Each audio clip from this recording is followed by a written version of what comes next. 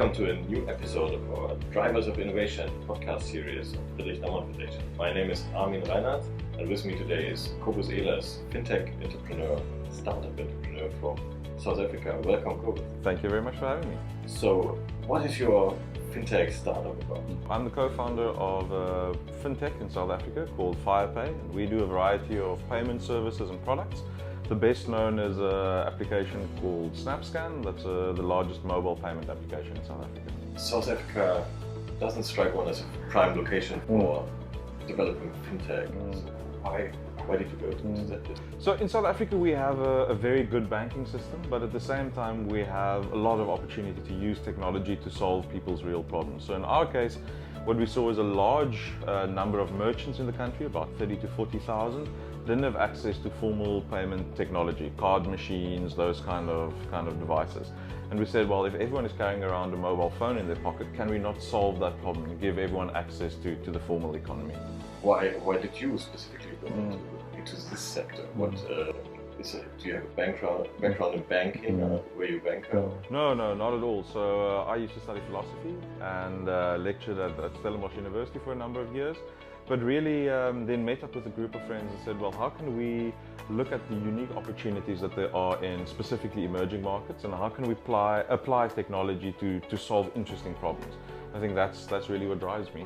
So emerging markets, South Africa definitely. Are you looking at other markets? Yeah, so I do quite a bit of work in the rest of Africa as well, and then we've also experimented in some other emerging economies. And of course there are a lot of similarities, but every country and sometimes every city is very different. So it's not a one-size-fits-all application. So you have been to Asia quite for some time. What's your impression about the region in general?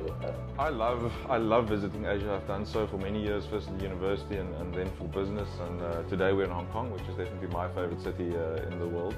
But more than anything else, I think it's the pace of change and the sort of dynamic energy that you get here that is extremely exciting for me.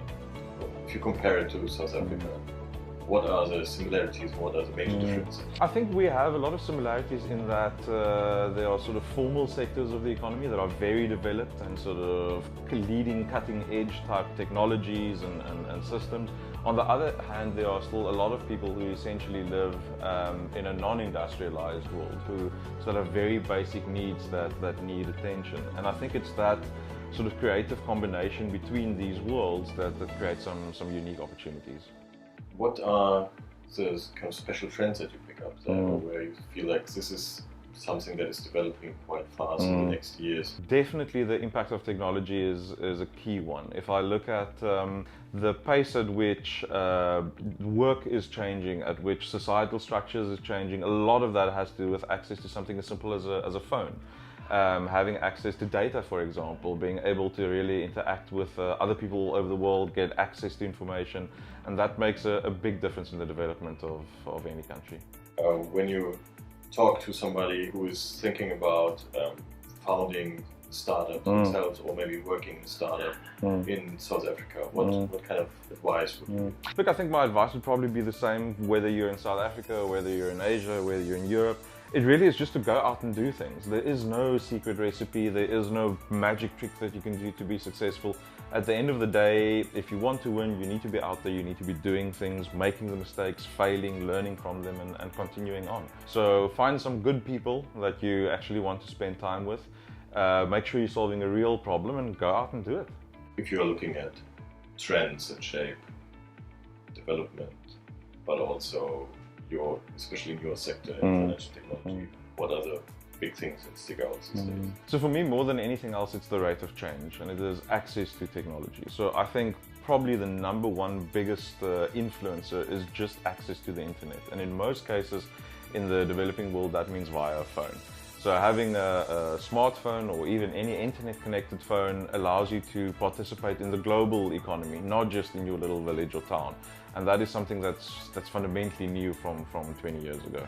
So if you look at the roles from private sector, public sector, where do you see that maybe private sector can have a bigger role in developing this? Or Yeah, I think a lot of the services that we used to think of as sort of public services are being offered by private companies today. And I don't think the world works in a way where you can have just one or the other. You need a close collaboration between government and private sector.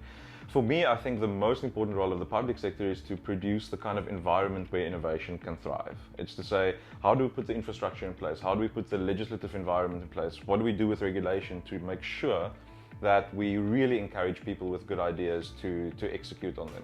And I think in the developing world, what is really key is to say, well, how do we develop them in those countries rather than moving it to Silicon Valley to then build there?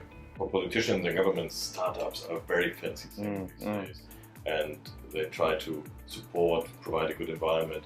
So if you would advise governments, what are the crucial factors that they should implement to support startup environment? I think that there are a whole number of things that governments need to do. I think the first one is, as far as possible, getting out of the way of people who want to build things.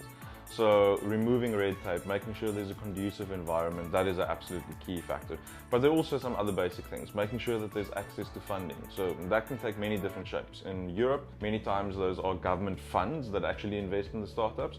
In the developing world, a lot of the time that means attracting foreign direct investment that will allow those companies to build out these ideas. I think a lot of it has to do with how we tackle IP law. What can you do with intellectual property? How can you move it around? The same with foreign currency. How can you move it across borders? And then the last one is definitely what you do with work permits and visas, making sure that entrepreneurs who move all over the world and want to attract other good talent from all over the world can easily bring them into the country and develop the idea there. Speaking a bit about the role of technology, and your startup is very much based. If a big research institution would come to you and say, because you have one free wish, pick anything that you would love to have as a new technology or a new product that is not yet invented for your startup or personal use, what would you pick? Other than for time travel and all of those other nice ideas, my wish is actually a very simple one. It's to say, well, can we find some way to make the world interconnected and available to each other, free and with no restrictions on it? So can we have the fastest possible internet in everyone's pocket at no cost? If you have that kind of connectivity and you bring people together in that way, amazing things will happen. I think in many countries we will, and we are seeing it as people get connected. As soon as you introduce people, as soon as you connect them, as soon as you make sure that they can collaborate and work together, amazing things result from that. As you are somebody who is pushing the world in this direction, if you look 5 years into the future, what are you doing? Sure, that's a very difficult question. So we're working in payments and banking, so there you have to ask what happens 50 years from now, not 5 years from now. Change is really quite slow.